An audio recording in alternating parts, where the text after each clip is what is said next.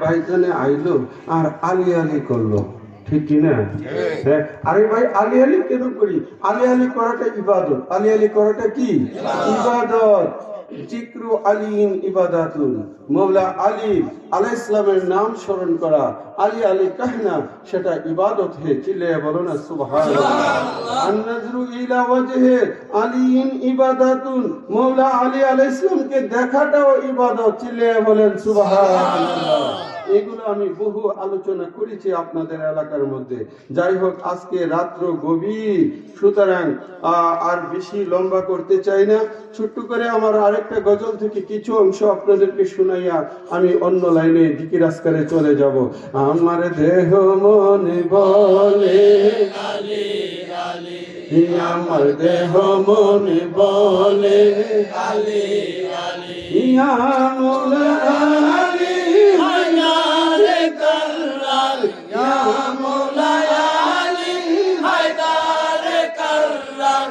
আপনি আল্লাহর মহান ওলি, আমার দেহ মনে বলে আলী আলী, আমার দেহ মনে বলে আলী আলী।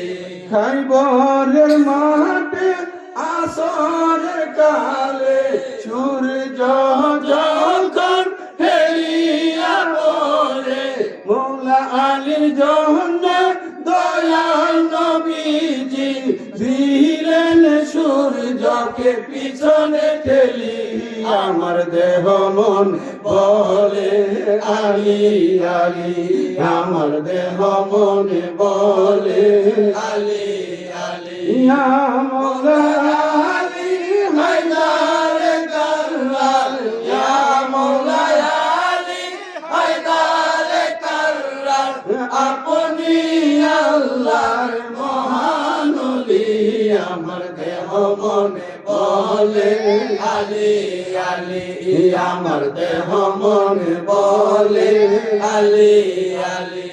আশিক রাসূল ভাইরা, খাইবরের মাঠে আমার দয়াল নবীজি মৌলা আলী আলাইহিস সালামের উরুতে মাথা মুবারক রেখে আরাম করতেছিলেন। চিল্লাইয়া বলেন সুবহানাল্লাহ। কি করতেছিলেন ভাইরা? উরুতে মাথা মুবারক রেখে আরাম করতেছিলেন। এ আশিক রাসূল ভাইরা, এইদিকে আসরের রক্ত পার হয়ে যাচ্ছে, আমার মৌলা আলী আসরের নামাজ তখনো পড়ে নাই। বন্ধু, সমস্ত সাহাবীরা আসরের নামাজ পড়ে নিল। এই আসে আমার দয়াল নবী, নূরের নবী, নূর মুহাম্মদ